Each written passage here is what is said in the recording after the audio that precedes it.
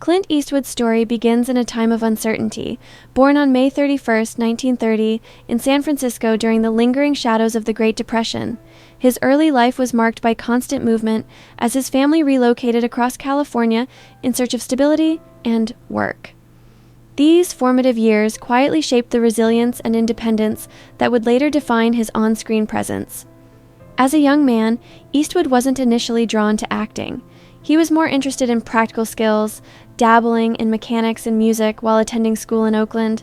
After graduation, he worked a variety of jobs: lifeguard, lumberjack, and more, experiences that grounded him in real-world discipline.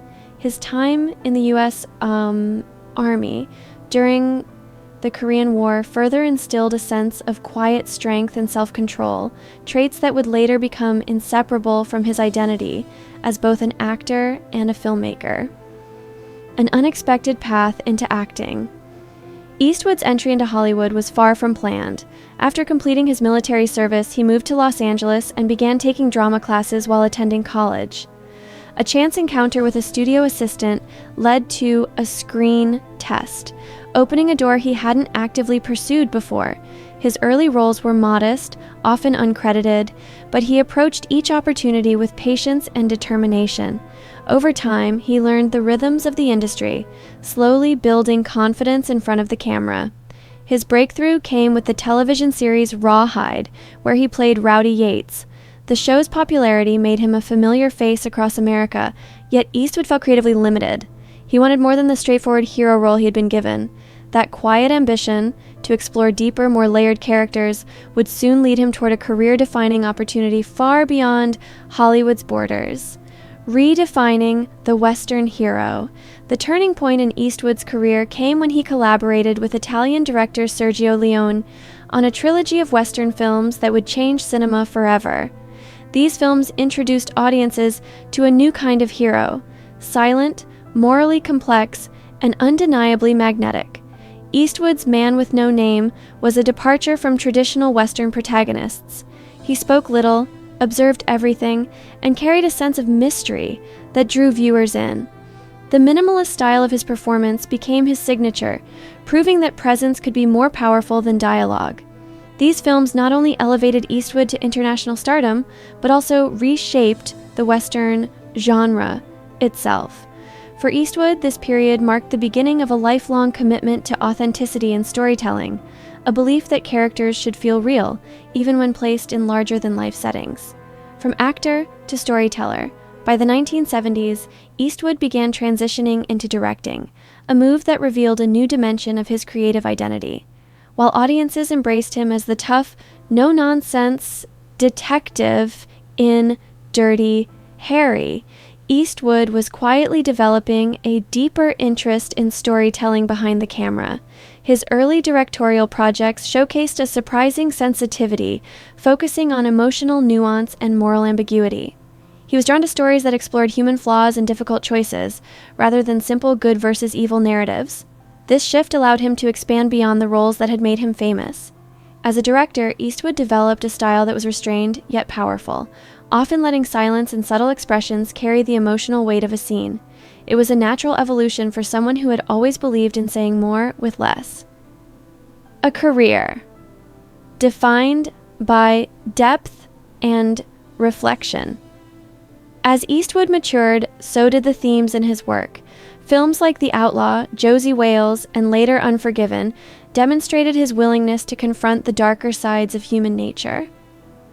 These were not stories of simple heroism.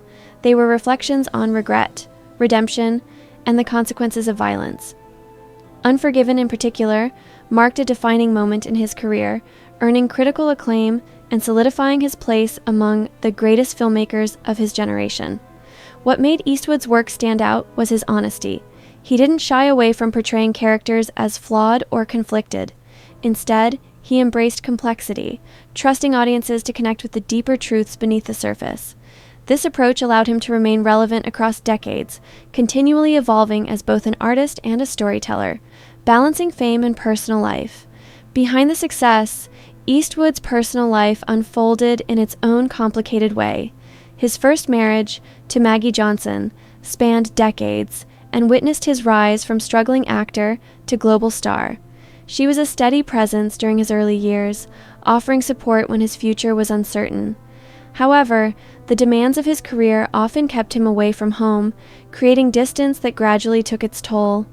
Despite their long history together, their relationship eventually changed, reflecting the challenges of balancing ambition with personal commitments. Later in life, Eastwood entered a second marriage with Dina Ruiz, which brought a different kind of companionship. This chapter of his life seemed calmer, more reflective, though it too faced its own challenges over time. Through it all, Eastwood remained deeply focused on his work, often placing his craft at the center of his world. A lasting impression from Jack Palance. In his later years, Eastwood has spoken thoughtfully about the people who influenced his journey, including actor Jack Palance. He recalls meeting Palance as an experience that left a lasting impression. Palance carried a presence that was impossible to ignore, quiet yet commanding, intense yet deeply committed to his craft. For Eastwood, what stood out most was Palance's dedication to authenticity. He approached every role with seriousness, believing that emotion on screen should never feel forced.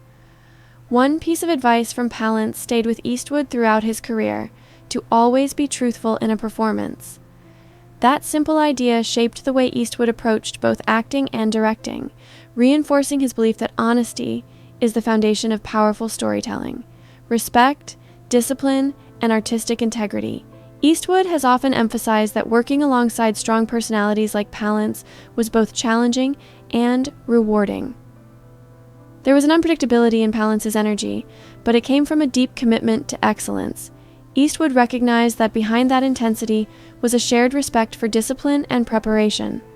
Both men believed that showing up fully prepared was a sign of respect, not just for the work, but for everyone involved in creating it. Over time, Eastwood came to appreciate that true professionalism isn't about being easygoing, it's about being dedicated. This perspective influenced how he later ran his own film sets, fostering an environment where focus and respect were valued above all else. It was a lesson in leadership that extended far beyond acting. Reflections on legacy and authenticity. Now in the later stage of his life, Clint Eastwood reflects on his journey with a sense of quiet understanding. His memories of people like Jack Palance are not just stories of the past. They are reminders of what it means to stay true to oneself in an ever-changing industry. Eastwood believes that authenticity is the most valuable quality an artist can possess, even if it's the hardest to maintain. Looking back, he expresses gratitude for the lessons he learned along the way, lessons about discipline, honesty, and the importance of staying grounded. His legacy is not just built on iconic roles or award-winning films, but on a consistent commitment to being real, both on and off the screen. And in that, perhaps, lies the true strength of his enduring influence.